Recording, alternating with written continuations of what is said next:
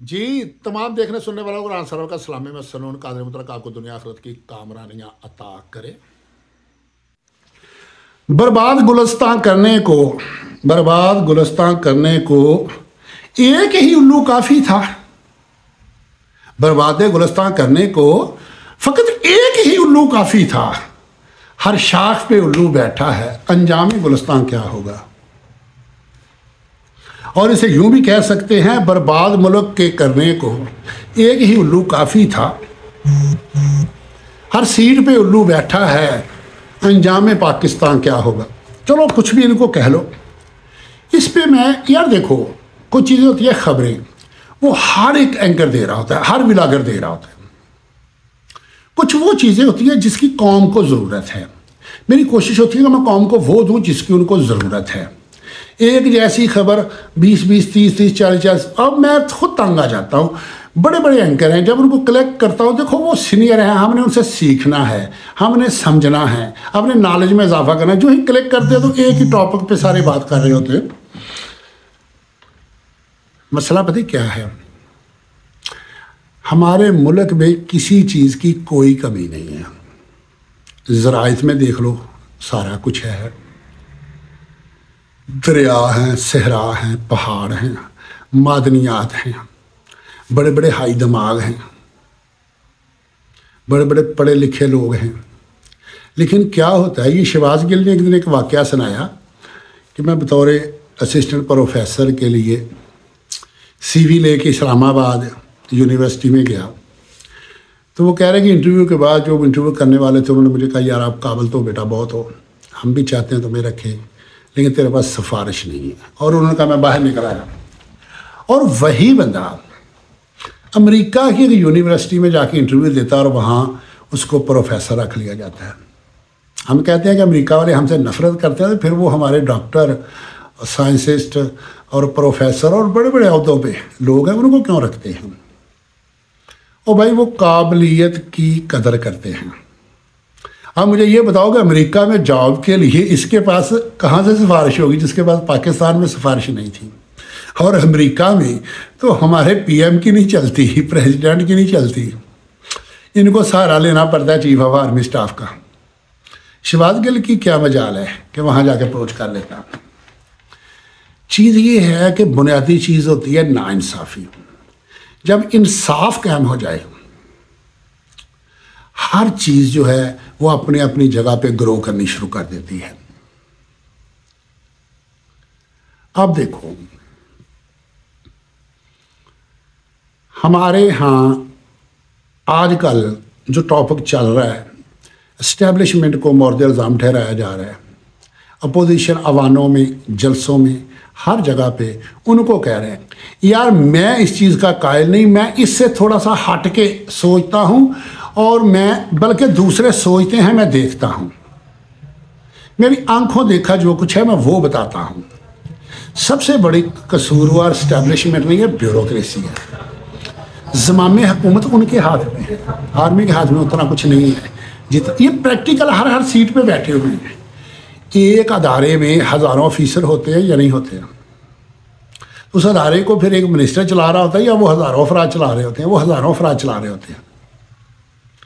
और उन हज़ारों के पास गाड़ियाँ भी होती हैं, सरकारी रहायशें भी होती हैं, बेशुमार मराहत होती हैं। उससे हट के नजराने अलग से वसूल करते हैं। अब ये बता दो कि एक महकमे जिसमें हज़ारों लोग, सरकारी गाड़ियाँ, सरकारी फ्यूल, सरकारी मोबाइल, सरकारी रहायशें, सरकारी पेट्रोल और सरकारी बिजली, और उनकी फैमिली ऐशो इशरत की ज़िंदगी गुजार रही हो, तो उस महकमे का क्या बनना है।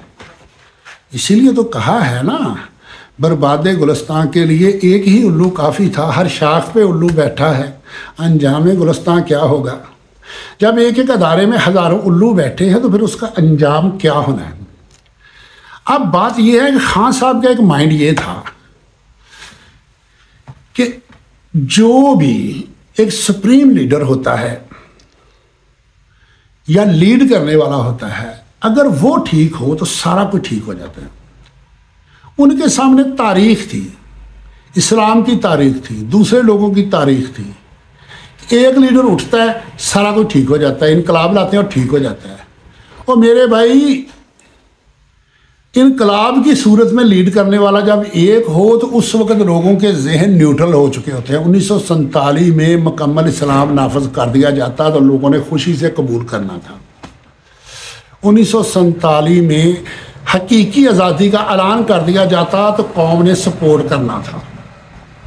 ये 2 नंबर आज़ादी थी उस वक्त, हकीकी आज़ादी नहीं थी। खान साहब किसी मजबूरी की वजह से इसकी तशरीह नहीं करते, मैं तो कभी कभार बात कर देता हूँ। हम आज़ाद नहीं हुए थे, मुल्क बना था लेकिन आज़ाद नहीं हुए थे। पॉलिसी, सिस्टम, निज़ाम सारा कुछ उन्हीं का है। जो उन्होंने ऑफिसर भर्ती किए, जो उनको तरबियत ट्रेनिंग दी, उसी के तहत वो चल रहे हैं। सारा निज़ाम वही चल रहा है। और मैं इससे पहले एक वीडियो भी बना चुका हूँ कि पहले दिन से हमारा सिस्टम निज़ाम जो है वो ब्यूरोक्रेसी और इस्टेब्लिशमेंट के हाथ में है, और मुल्क को बनाने वाले भी वो है। मैंने दलाइल से एक वीडियो बनाई भी है, वो देख लेना। जब सारा कुछ उन्होंने किया है तो वो आज मुझे और आपको कैसे गवारा करेंगे? हम उस निज़ाम को, सिस्टम को बदलने का। और बात मैं करता हूँ कि जहाँ तक बात है ना आर्मी की, कोई भी हुक्मरान आ जाए, आर्मी का कुछ नहीं बिगाड़ सकता। ये मेरी बात ज़हन में रखना। आर्मी वाले जहाँ जहाँ बैठे हैं उनके पास एक पावर है, एक कुव्वत है, एक शनाख्त है, उनका कोई कुछ नहीं बिगाड़ सकता। अगर कोई मुराद ले रहे हैं तो कोई उनकी मुराद काम नहीं कर सकता। जहाँ जब वो जो करना चाहते हैं उन्हें कोई नहीं रोक सकता। रोका किसे जा सकता है? मुशर्रफ साहब से मुझे हज़ारों अख्तलाफ होंगे, लेकिन वो एक बात दलील की करते थे बेनज़ीर भुट्टो के कत्ल की। वो कहते थे कि बेनज़ीर को उसने कत्ल कराया है जिसे इसका फ़ायदा हुआ। और वो आगे से कहते थे कि ये बताओ कि बेनज़ीर के कत्ल का फ़ायदा हुआ किसे है? सारे कहते थे आसफ अली जरदारी को। और वो कहते थे इसका नुकसान किसे हुआ? सारे कहते थे आपको। उस वक़्त जो रॉयल्टी थी, जो ग्राउंड की पोजीशन थी, काफ लीग अक्सरियत से जीतने वाली थी। उस वक्त कोई भी ऐसा काम नहीं करता। और सबसे बैक पे जरदारी साहब थे। अब ये देखो, इमरान खान के आने का सबसे ज़्यादा नुकसान किसे होना है? एस्टेब्लिशमेंट का तो इमरान खान कुछ नहीं बिगाड़ सकता। वो जो प्लान और पॉलिसी बनाएंगे, कोई मुदाखलत कर सकता है उनमें? किसी की जरूरत है GHQ में चाहे और उनको कहे कि तुम इधर, तुम इधर, तुम ये, तुम वो?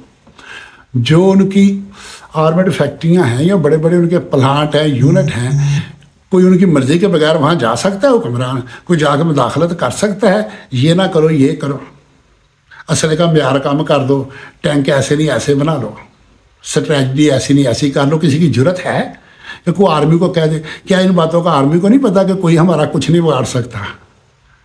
और मेरे भाई, अगर खान साहब या कौम बिगाड़ सकती है तो ब्यूरोक्रेसी का बिगाड़ सकती है, नुकसान कर सकती है तो ब्यूरोक्रेसी का कर सकती है। क्योंकि अब ये हुकूमती अमूर को काफ़ी हद तक समझ गए हैं। अब इसकी जितनी भी ज़िक पहुंचनी है वो ब्यूरोक्रेसी को पहुंचनी है, और ब्यूरोक्रेसी नहीं चाहती कि ये आए। और ब्यूरोक्रेसी वालों का, जिसे भी ये गिरफ्तार कर रहे हैं, उसे साफ नहीं कहते जी हम तो आपके फॉलोअर हैं। बड़े बड़े साफियों को नहीं कहते और लीडरों को कहते हैं कि हम तो दिलो जान से आपको पसंद करते हैं, हम तो बहुत बड़े आपके फॉलोअर हैं, मेरी पूरी फैमिली आपकी फॉलोअर है, लेकिन क्या करूं, मजबूर हूं, ऊपर से हुक्म है, ऊपर से हुक्म है। वो ऊपर का कह के फिर ऊपर वालों को पता क्या कहते हैं कि जी वो कहते हैं कि हमने इनको ऐसे करना है, हमने ऐसे करना है, हमने ये करना है, हमने वो करना है, हमने इस महकमे को कमज़ोर कर देना है।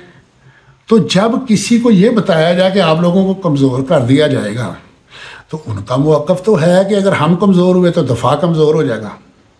मेरी इन बातों की हो सकता है अभी समझ ना आ रही हो, लेकिन कल कोई मेरी बातों की हर एक तईद करेगा।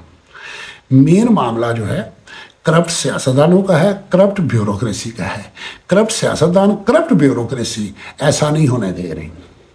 और देखो, खान साहब के और अदारों के दरमियान जो मुज़ाकरात के लिए जाते थे वो सारे PTI से अलग हुए या नहीं हुए? जब उन्होंने अलग भी होना था तो उन्होंने मुज़ाकरात कामयाब क्यों होने देने थे?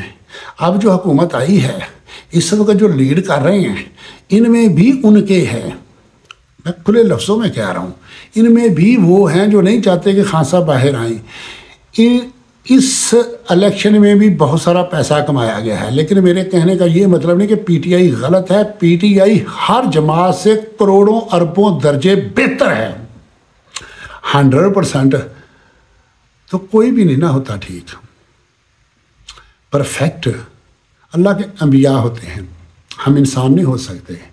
लेकिन ये है कि दूसरों से बेहतर है पीटीआई और लीडरशिप, लेकिन फिर भी इनमें गद्दार मौजूद हैं। तो इसके लिए चीज़ पता ही क्या है, एक होती है आदत, एक होती है फितरत। आदतें तब्दील हो जाती हैं, फितरत नहीं बदलती। फितरत को दो चीज़ें रोक सकती हैं, बदलती नहीं, रोक सकती हैं। एक हादसा, वो फितरत बदलता है, रोक देता है। दूसरा, फितरत की ज़रूरत ना पैदा हो जाए, उसे ना मिले। यानी कि अगर रिश्वत लेता है, उसे वो रिश्वत देने वाला नहीं आए तो वो नहीं करेगा। अगर नशा करता है, उसे नशा ना मिले तो वो नहीं करेगा। वो फितरत है, जब वो चीज़ वो नहीं मिलेगी तो वो नहीं करेगा। यह एक बहुत बड़ा हादसा, जैसे साइंसदान नहीं कहते इस दुनिया एक धमाका हुआ और धमाके के सिलसिले में ये वजूद में आई, और इससे अल्लाह ने एक बुनियाद रख दी कौमों के लिए। एक हादसा जो कौमों को बदल देता है, निज़ाम को बदल देता है। यार हादसा लफ्ज़ सुन के परेशान ना हो जाना, ये हादसे का मतलब है इनकलाब। और दूसरे नंबर पे पाकिस्तान में अगर इनकलाब आता है तो उसका आर्मी पे कोई असर नहीं होना। आर्मी ने मज़ीद मजबूत होना है, उनका कोई कुछ नहीं बिगाड़ सकता। ये यकीन जाने, बिगड़ना है करप्ट लोगों का, करप्ट सियासतदानों का, करप्ट ब्यूरोक्रेसी का, करप्ट जो अदारे हैं इनका। और ये लोग ऐसी चाल बना के चल रहे हैं कि सच्चाई ये आगे पहुंचने नहीं देते हैं। कुछ जुगनू तारा संभाल रखना, मेरे अंधेरों की फिक्र छोड़ो, बस अपने घर का ख्याल रखना। अल्लाह हाफ़िज़।